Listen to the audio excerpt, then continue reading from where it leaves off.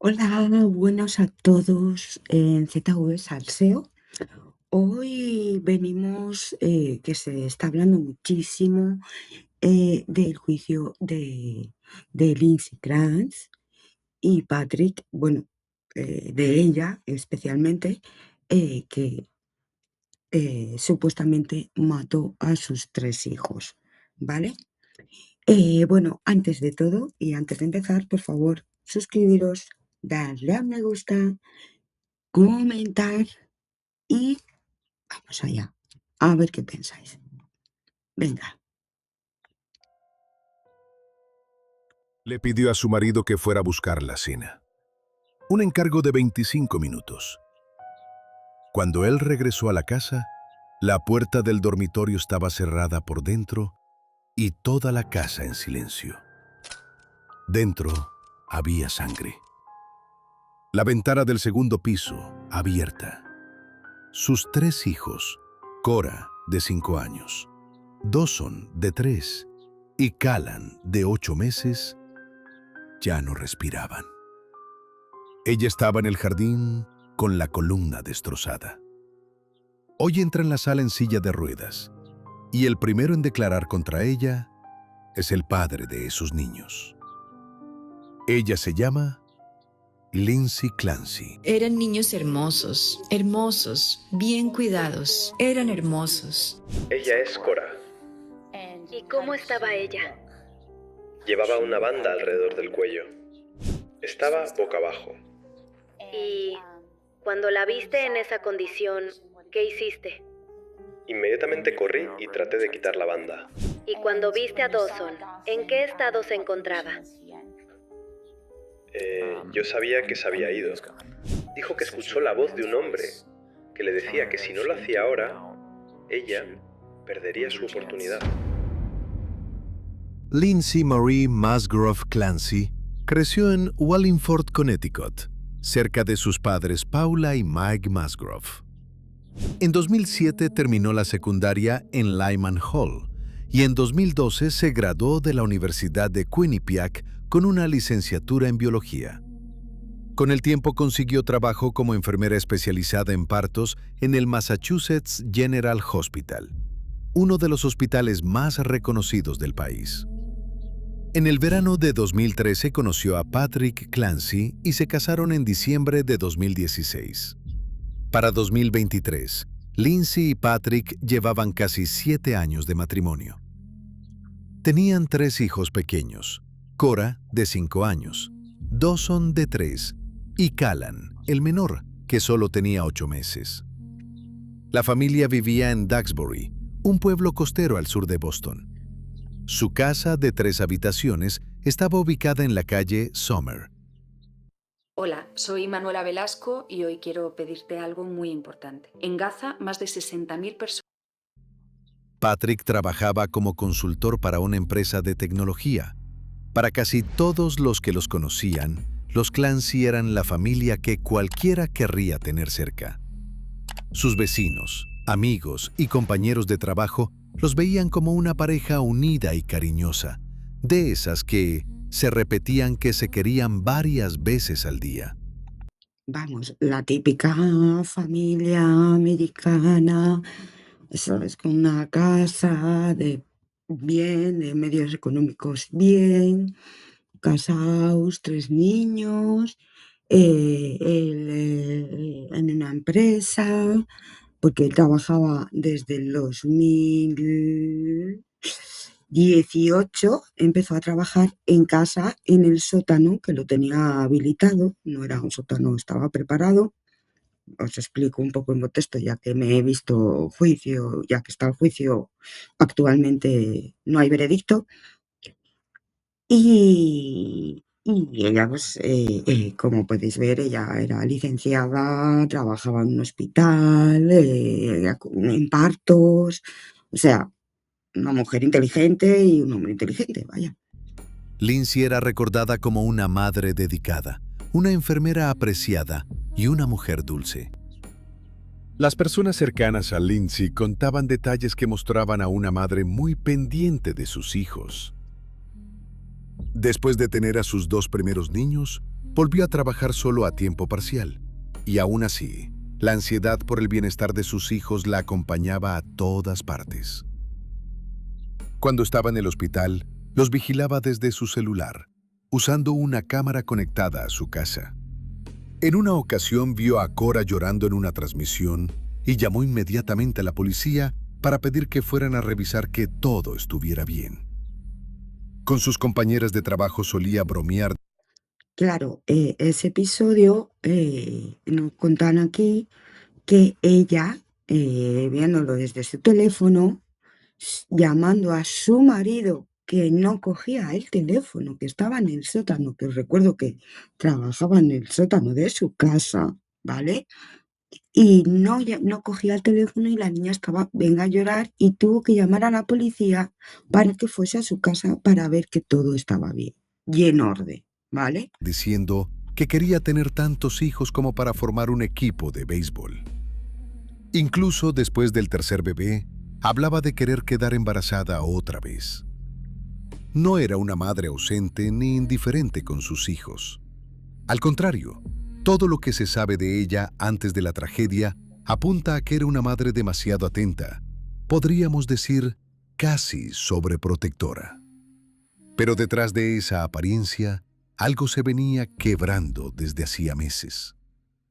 Callan, el tercer hijo, nació en mayo de 2022. Después de ese parto, Lindsay comenzó a atravesar una crisis cada vez más profunda. Patrick estaba tan preocupado que cambió su rutina y comenzó a trabajar desde la casa. Quería acompañarla y estar cerca de ella y de los niños. También procuraban que Lindsay casi nunca se quedara sola con los pequeños. A ver, otra cosa que tengo que decir aquí. Sí, bueno, pero él en el juicio le preguntaban cuando trabajaba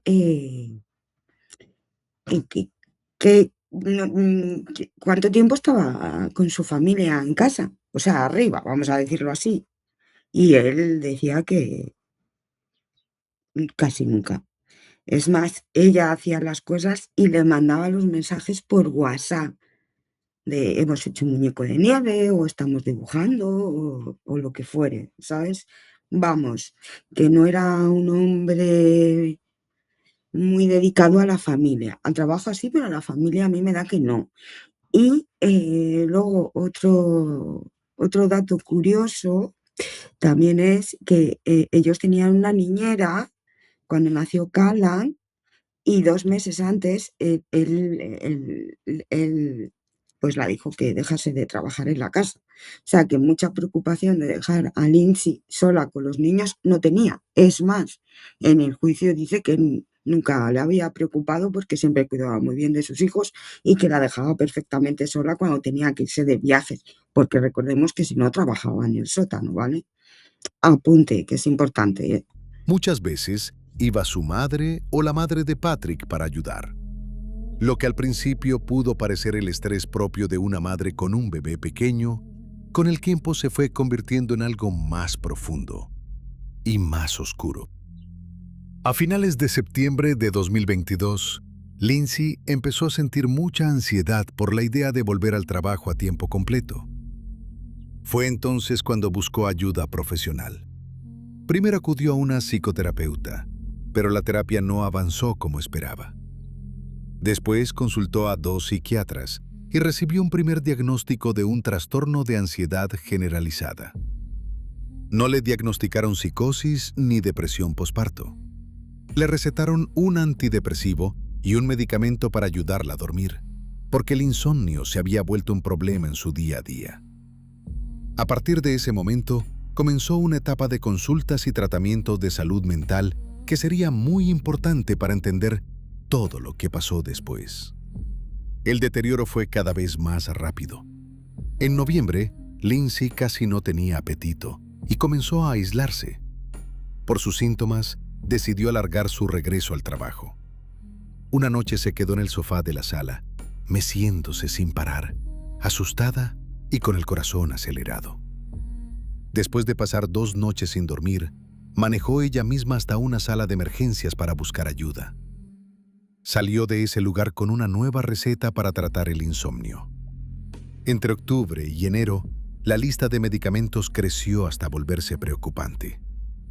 En 4 meses, Lindsay recibió hasta 13 medicamentos psiquiátricos distintos, entre ellos antidepresivos, ansiolíticos, antipsicóticos y otros. Los probaba, le causaban efectos secundarios, se los cambiaban o se los retiraban, y luego le indicaban otros. Sin embargo, Patrick dijo a la policía que Lindsay nunca tomaba más de 4 o 5 medicamentos al mismo tiempo y que siempre los tomaba tal como se los habían recetado. Lindsay anotaba casi todo: sus medicamentos, sus días, lo que sentía por dentro. El 25 de octubre de 2022, escribió una de esas notas en su teléfono, y en ella confesó algo difícil de decir en voz alta. Sentía cierto resentimiento hacia sus 2 hijos mayores, como si no la dejaran vivir con Callan la experiencia de un primer bebé. La tarde anterior, cuando Cora y Dawson llegaron de la escuela, se había sentido muy deprimida. Fue una noche pesada en casa. Lindsay sabía que eso no era justo para ellos. Lo sabía, y aún así lo escribió. En la misma nota dejó una última frase, casi como una súplica. Quería sentir amor y conexión con todos sus hijos. Cada vez que compras un fondo, alguien se lleva una comisión. Cada vez que operas en bolsa, alguien se lleva una comisión. Y cada vez que cambias divisas, alguien... En diciembre, las señales se hicieron más preocupantes. El 20 de ese mes, Lindsay fue evaluada en un centro de salud conductual para mujeres. Allí le dijeron en presencia de su esposo que no tenía depresión posparto ni síntomas relacionados con esa condición. A finales de diciembre, Patrick contó que su esposa le había hablado de pensamientos suicidas y en una ocasión de pensamientos de hacer daño a los niños. El 1 de enero de 2023, Aquí voy a recalcar que ella tenía un diario que sale en el juicio, en el que sí que es cierto, pues eso, que cuenta que está mal, que siente depresión, em, que se siente una mala madre porque no le da al pequeño igual la misma atención que le dio a los mayores. eh, Incluso cuando ella intentó internarse en varios sitios, diciéndola que no era apta para esos sitios porque no estaba mal, también fue a médicos con citas en las que tampoco se la aceptó, negándola la ayuda que necesitaba psicológica, porque decían que, bueno, que era una depresión leve, y que pasaría recetándola, pues, atiborrándola a medicamentos, que en España también hacen lo mismo. Y pues la mujer pues los tomaba, pero es cierto que ella no estaba bien y lo decía, yo creo que ya lo estaba diciendo a gritos en esa casa, y a la familia, tanto como a su marido, como a su suegra, como a sus padres. O sea, ella lo estaba diciendo. Lindsay se internó voluntariamente en el Hospital McLean, un centro psiquiátrico. Nadie la llevó por la fuerza. Ella misma pidió ayuda. La dieron de alta el 5 de enero, ya que el hospital no consideró que ella fuera un peligro para sí misma ni para otras personas. Después de salir de McLean, todo pareció mejorar. Según Patrick, Lindsay dormía bien, hablaba con amigos y familiares, salía con los niños y con él a clubes, restaurantes y museos. Incluso se quedó sola con los niños en varias ocasiones, sin que ocurriera nada. A mediados de enero, Patrick le preguntó si todavía tenía pensamientos suicidas, y ella le respondió que no. El 22 de enero, los Clancy cenaron en la casa de un amigo de la universidad de Patrick. Ese amigo declaró después que Lindsay le había parecido bastante normal. Su propia mamá también le escribió un mensaje para decirle que se alegraba de verla mejor. 2 días después llegó el 24 de enero, y nada en esa mañana anunciaba lo que iba a pasar. Lindsay llevó a Cora al pediatra, y el personal médico no notó absolutamente nada raro en ella. De vuelta en casa, salió al jardín con Cora y Dawson. Jugaron en la nieve y armaron un muñeco. Tomó fotos. Se las mandó a su madre y a Patrick. Mensajes comunes, sin una sola grieta, sin una señal de angustia que alguien pudiera leer a tiempo. Patrick, mientras tanto, trabajaba en el sótano, a unos metros de su esposa y sus 3 hijos. Y entonces, ya entrada la tarde, empezaron a brotar sus pensamientos más oscuros. A las 4:02 de la tarde, Lindsay buscó en su celular información sobre un laxante para niños. 11 minutos después, a las 4:13, buscó comida para llevar de un restaurante llamado 3B en Plymouth, ubicado a unos 25 minutos de la casa. Lo extraño fue que abrió la aplicación de mapas, pero no para saber cómo llegar al restaurante. Quería calcular cuánto tardaría alguien en ir hasta allí y regresar. ¿Cuánto tiempo estaría fuera? ¿Cuánto tiempo tendría ella a solas con sus hijos? Cerca de las 5:45 entró a la página de una farmacia CVS y llamó a la sucursal de Kingston para preguntar por el laxante. La empleada le explicó que no tenían ese producto exacto, pero sí otros parecidos. Un rato después le escribió a Patrick, que seguía trabajando en el sótano. ¿Quieres que pidamos comida de 3B? Le explicó que no había cocinado y que había sido un día largo. Patrick aceptó y le pidió que mirara el menú. A las 5:10 ya habían elegido.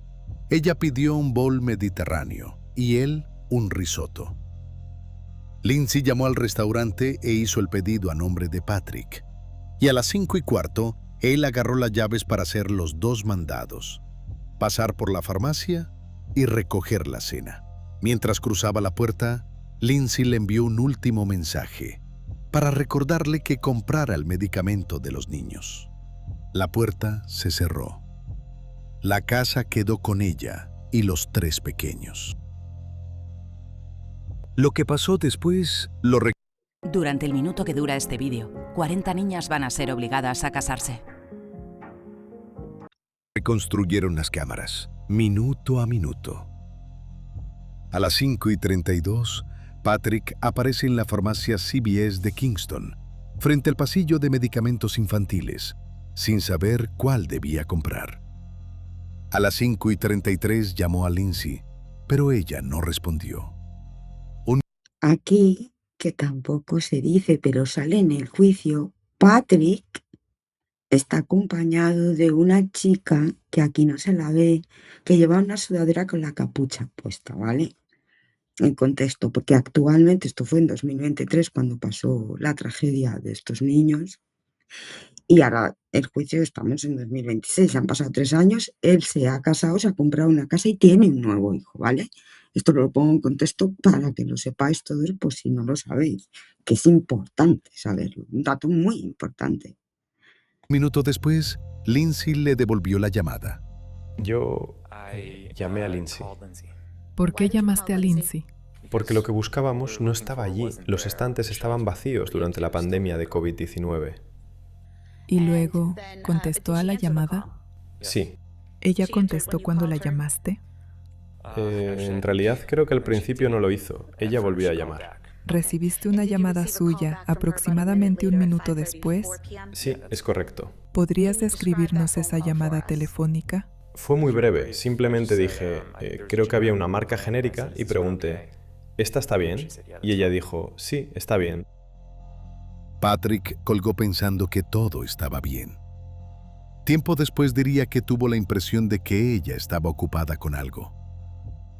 Pero en el juicio se está retransmitiendo, no es muy normal, pero si se retransmite, le tenéis por ahí, sale que él compró el medicamento, pero no era genérico, eran de la marca que le había pedido su mujer. Otra cosa ahí que dices, Pagó el medicamento, recogió la comida a las 5:54 y salió del restaurante en menos de 1 minuto.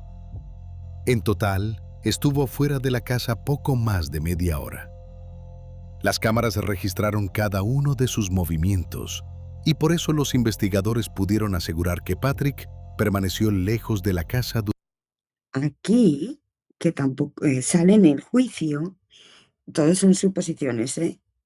Él anda nervioso porque alguien la debe de estar esperando fuera y coge su teléfono y hay gente que, bueno, en alguna plataforma en TikTok, por ahí podéis ver que se acercan al panel y él está mirando las cámaras de vigilancia que tienen por toda la cosa, por toda la casa. No sé si recordáis que ellos tienen cámara por toda la casa y lo pueden ver desde su teléfono móvil, ¿vale? O sea, él está viendo ahora mismo, se supone que está viendo todo lo que ocurre en su casa, ¿ok? Durante todo ese tiempo. Lo que ocurrió adentro pasó sin que él estuviera presente. A las 6:09, Patrick volvió. Lo primero que notó no fue algo que vio, sino algo que faltaba. No se escuchaba nada. No oía a Lindsay ni a los niños. Todo estaba en silencio. Llamó al celular de su esposa, pero nadie respondió. Subió al dormitorio del segundo piso y encontró la puerta cerrada. Cuando logró abrirla, lo que vio no tenía ningún tipo de sentido. Sangre en el piso, frente a un espejo de cuerpo entero. La ventana estaba abierta y había un cuchillo manchado sobre la mesa de noche. Patrick bajó corriendo, salió al patio y ahí estaba Lindsay, tirada en el suelo, consciente, con cortes en las muñecas y el cuello. Le preguntó qué había hecho. Ella respondió que había intentado quitarse la vida, que había saltado por la ventana. Y entonces Patrick preguntó lo único que importaba. ¿Y los niños? Lindsay le contestó que estaban en el sótano. Vale, una aclaración más. Él, en el juicio, dice eso, ¿no? Que se encuentra a la mujer tirada y que le pregunta eso y que ella le contesta que ha hecho lo que tenía que hacer, que tal, y se demuestra en el juicio que Lindsay no podía hablar, ya que se había roto la tiroides, que para romperse la tiroides no es de una caída, ¿vale? Porque claro, se supone que ella cayó de cabeza, se tiró de cabeza por la ventana, se supone. Y en la autopsia se ve, no lo pongo porque me lo tira YouTube, ya sabéis, y ella no tiene ni un solo moratón, ni un golpe, ni nada en la cabeza, pero tenía reventada la tiroides, rota completamente, que eso normalmente sucede cuando hay un estrangulamiento. Todo esto lo digo yo supuestamente, que esto ha salido en el juicio, con su abogado defensor en la fiscalía, ¿vale? Por eso te digo que Patrick ahí miente, porque es imposible que ella pudiera hablar. Incluso los paramédicos que estuvieron con ella y que estuvieron en el juicio declarando, dijeron que no hablaba, que solo hacía ruidos de dolor o demás. Ok, aclaro esa parte también porque es importante ese dato, ¿sabéis? Patrick llamó al 911. La policía y los bomberos salieron pensando que se dirigían a un intento de suicidio. Una mujer había saltado por una ventana. Todavía no sabían lo que faltaba por descubrir. Los primeros en llegar atendieron a Lindsay mientras Patrick bajaba al sótano a buscar a sus hijos. Y la llamada seguía grabándose. En la grabación se escucha cómo entra. Los llama por sus nombres y luego empieza a gritar. Cora, Dawson, Galán. Su voz se hace cada vez más desesperada. Los 3 niños estaban allí, con bandas de ejercicio alrededor del cuello.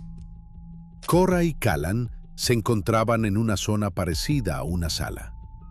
Dawson estaba solo, en el piso de la oficina de su padre. Patrick intentó reanimarlos y les rogó que respiraran. ¡Respiren! ¡Respiren! Ella mató a mis niños. Ella los mató. Cuando llegaron los agentes, seguía gritando una y otra vez que ella había matado a los niños. Cora y Dawson fueron declarados muertos esa misma noche en el hospital. Bueno, aquí otro apunte que os voy a decir que ha salido en el juicio, la llamada del 911 que él realizó y llama y dice que está su mujer, le preguntan que si respira, él dice que sí, la mujer no habla, solo se la oye gemir en la llamada, por eso no pudo decirle nada a Patrick, es imposible. Y se le ve luego después que coge y dice, ha matado a los putos niños. Literalmente así. Por cierto, las cuerdas no estaban atadas. En el juicio sale que no estaban atadas alrededor de ninguno de los niños. O sea, no tenían ninguna, no estaban fijadas ni atadas con un cordel, ni con ningún nudo, ¿vale? Estaban sueltas. O sea que él dice que quitó, pero para intentar reanimar, pero en la llamada 911 no es así.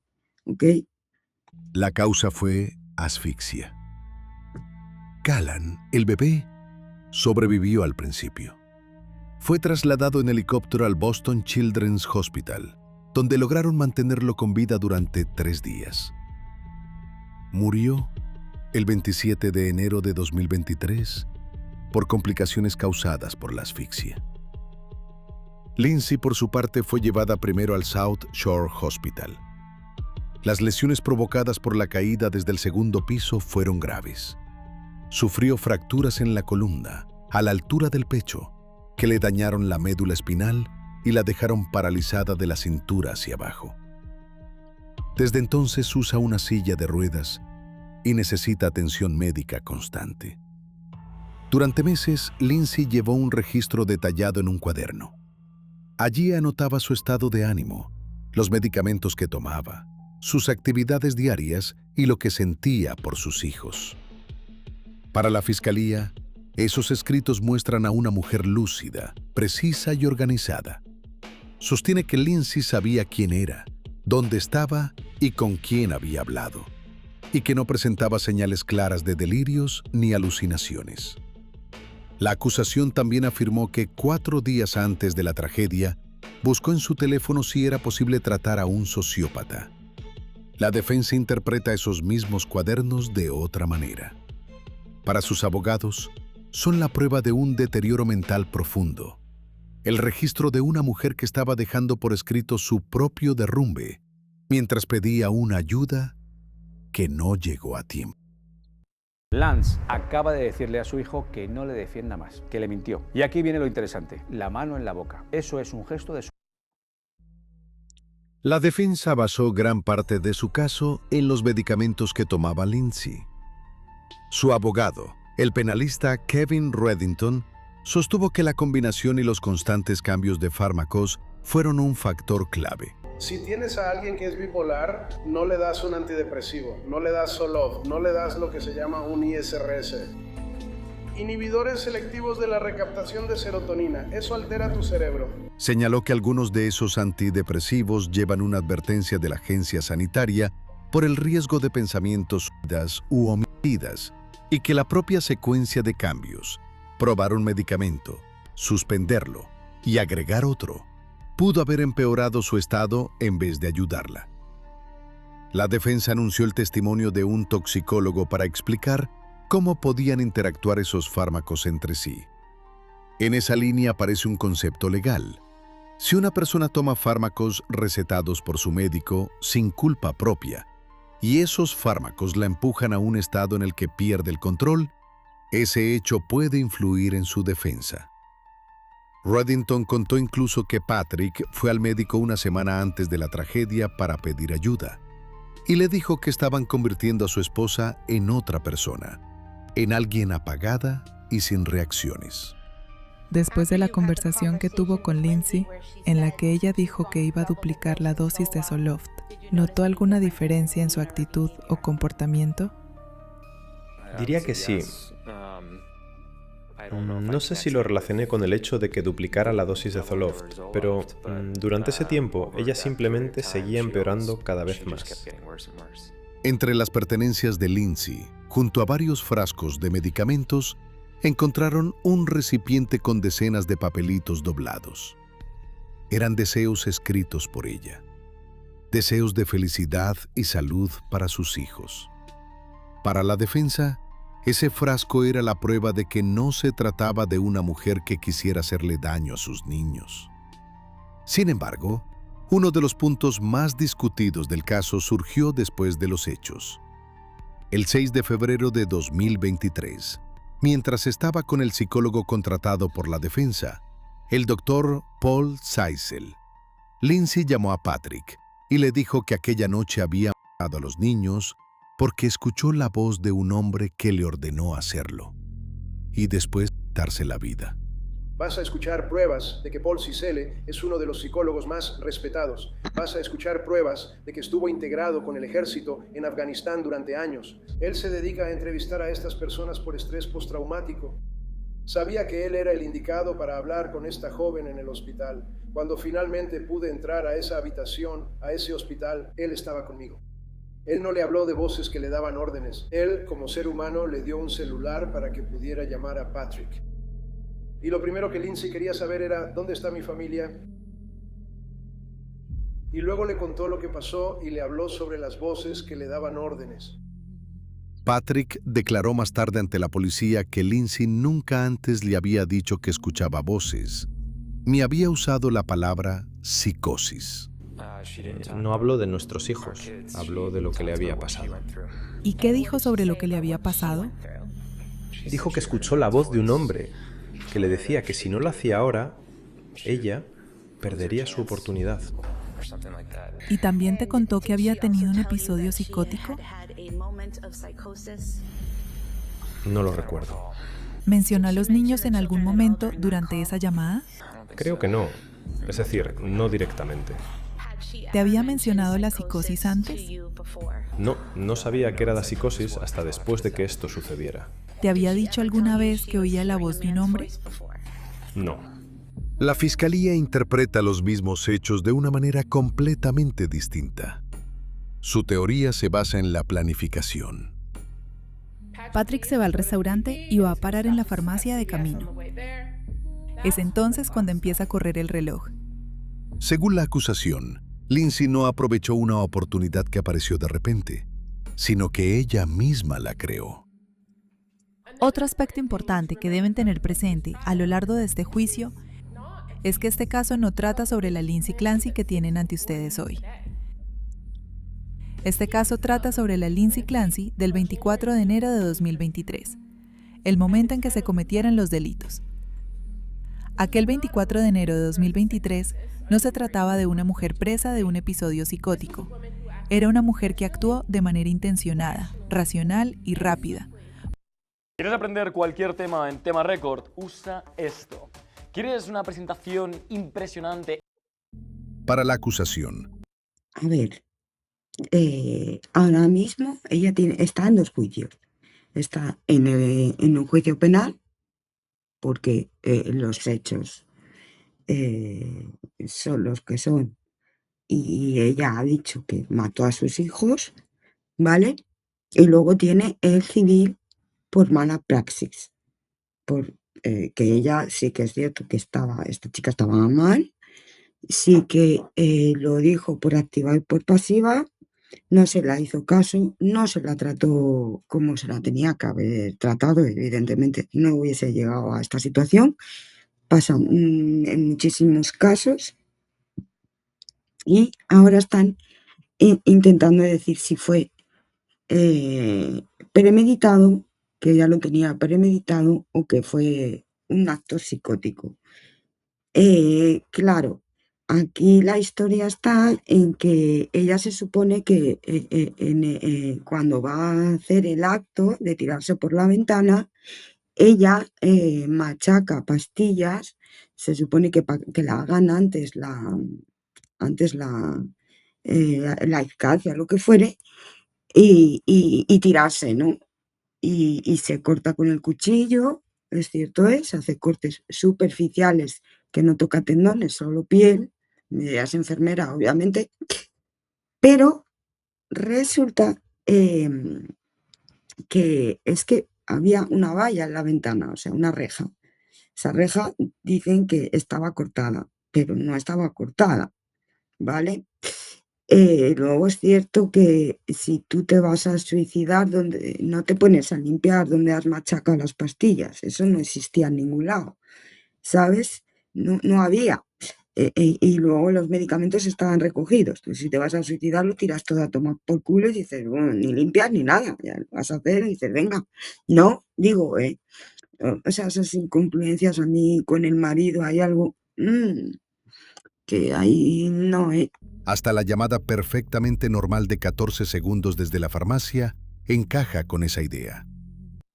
Esta planta de aquí es la salvia y es útil para los sofocos, inflamaciones de boca y garganta y digestiones pesadas. De hecho, la ciencia la está estudiando también para... Porque mostraría a una mujer capaz de mantener la calma y no levantar sospechas en el peor momento posible. El proceso judicial comenzó pocos días después. El 7 de febrero de 2023, Lindsay fue procesada por primera vez. Comparecía por videollamada desde una cama de hospital, todavía con un tubo para respirar. Así que tuvo que comunicarse por medio de una pizarra borrable. Una de las primeras cosas que escribió fue una pregunta. ¿Necesitaba un abogado? Se declaró no culpable. En esa primera audiencia también se discutió en qué condiciones permanecería durante el proceso. La acusada carece de antecedentes penales, ni siquiera tiene historial de infracciones de tráfico. No existen pruebas de antecedentes de conducta abusiva por parte de la acusada. Y que decenas de compañeras enfermeras habían enviado cartas describiéndola como una trabajadora ejemplar. También se consideró una carta de su cirujano.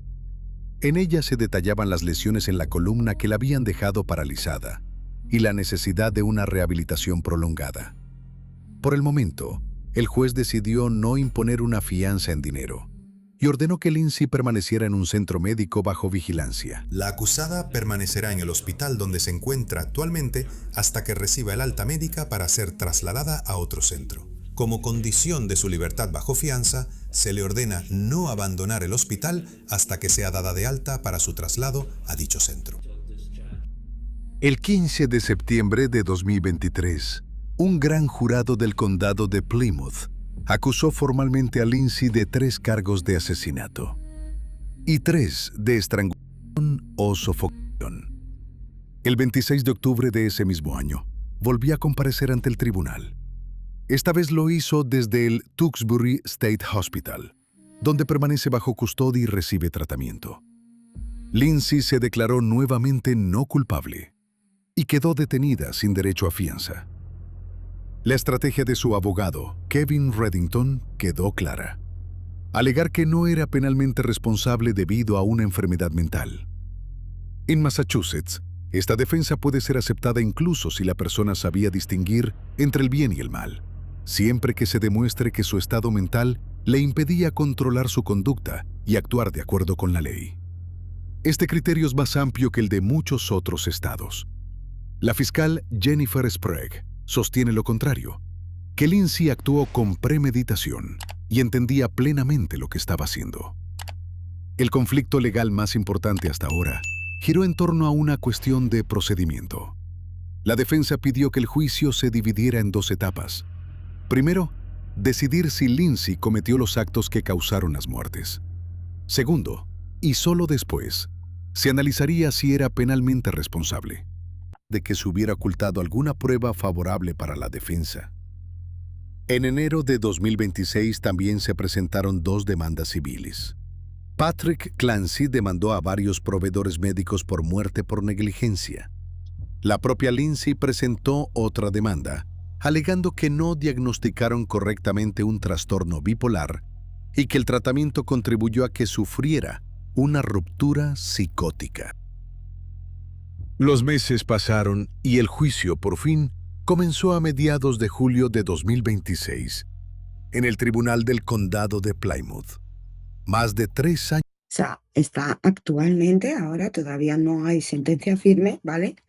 No podemos decir quién es culpable, quién, o sea, porque no hay sentencia firme.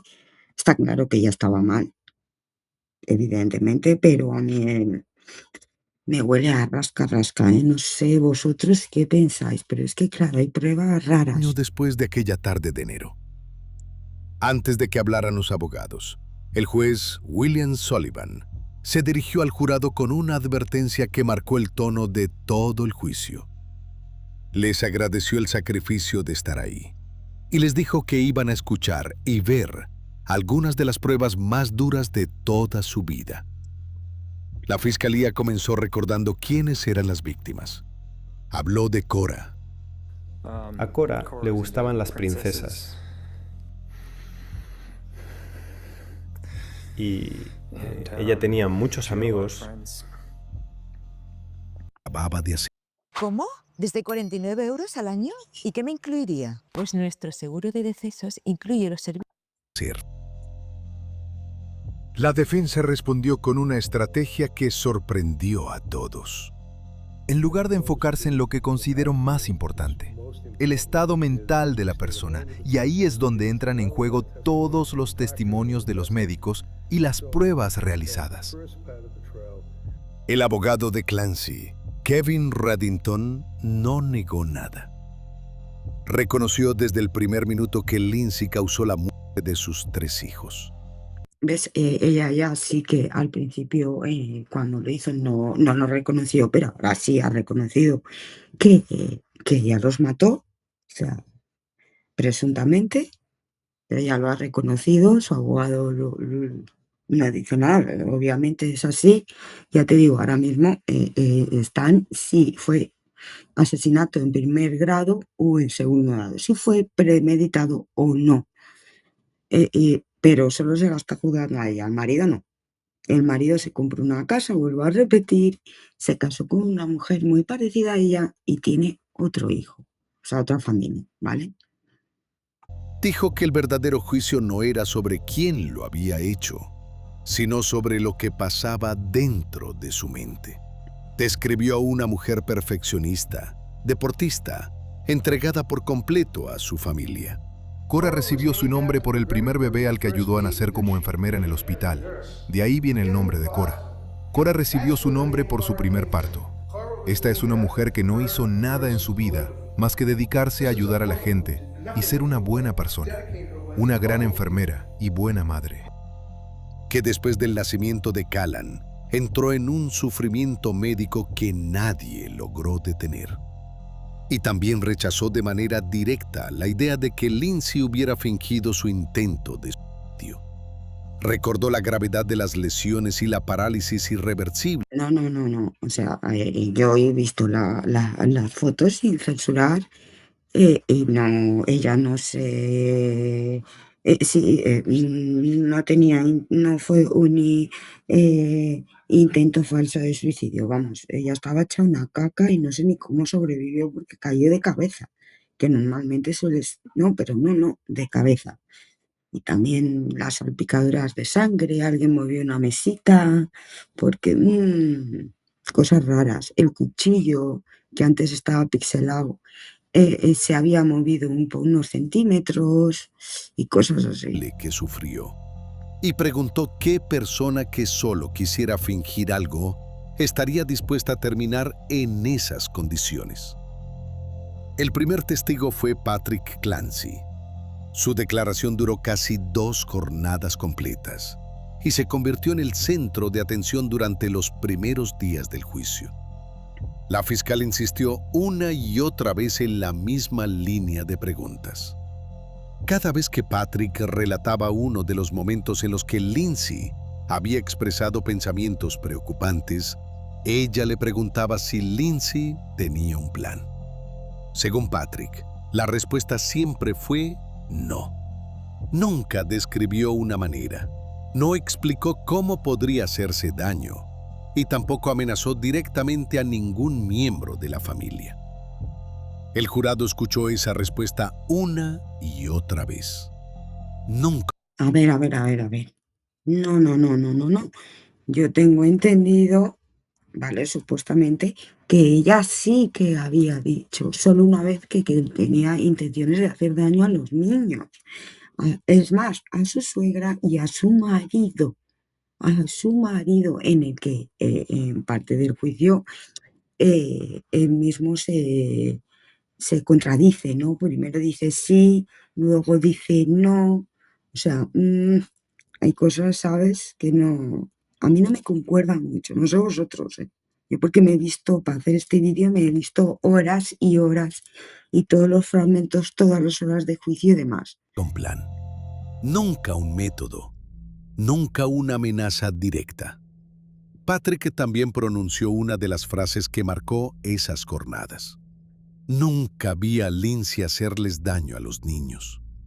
Contó que, incluso un minuto después de confesarles sus pensamientos más oscuros, ella podía prepararles la comida, jugar con ellos y acostarlos.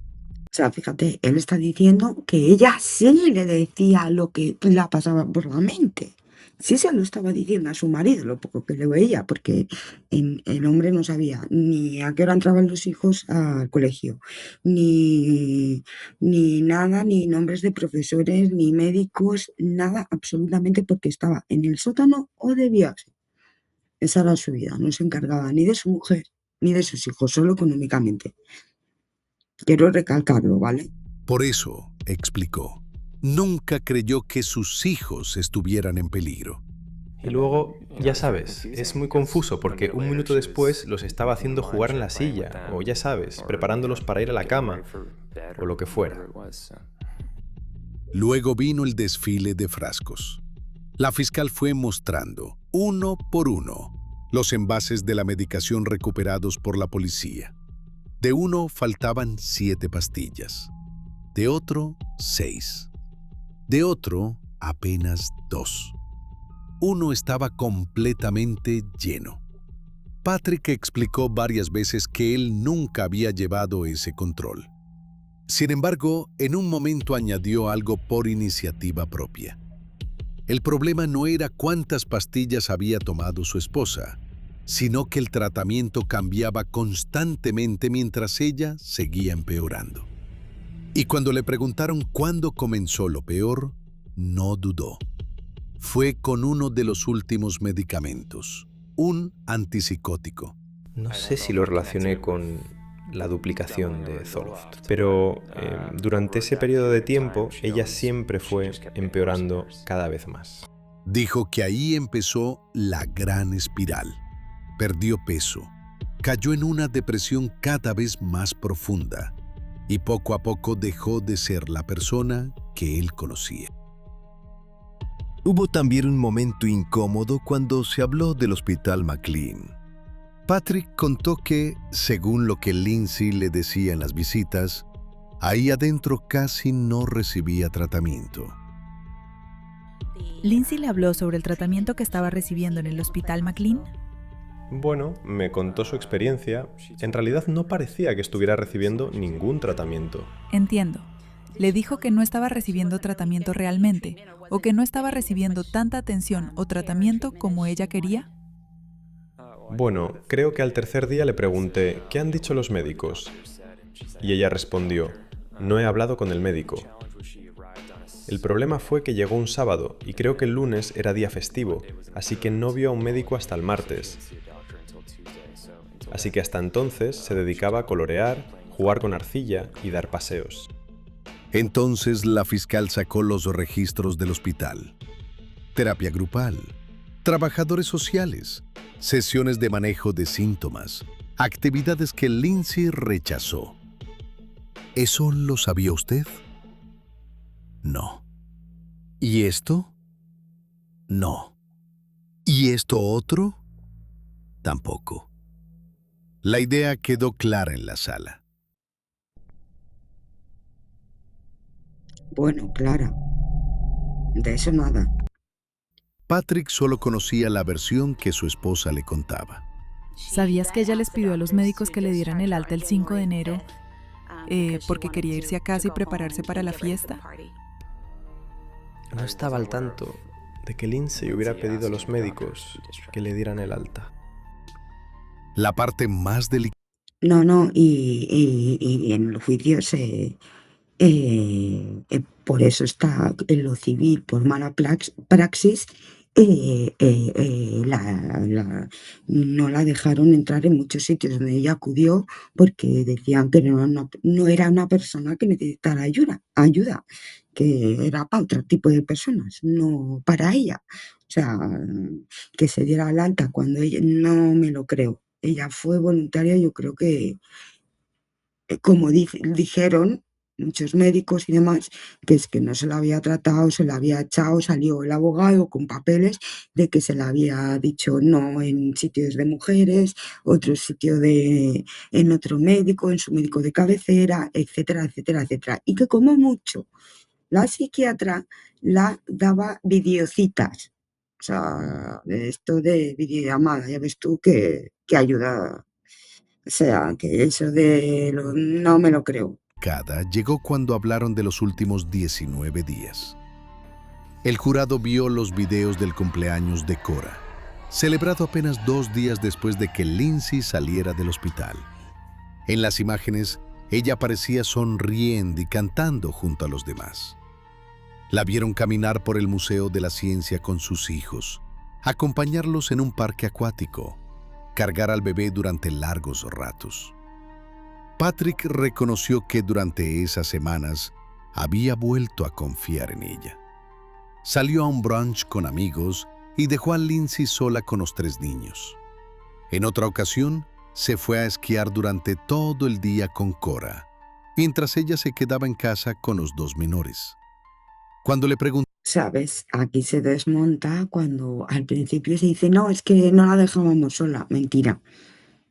Se largaba y le importaba como 3 pepinazos, vamos, sabiendo que su mujer, como está diciendo, estaba peor, pues ya ves tú lo que has hecho para ayudarla.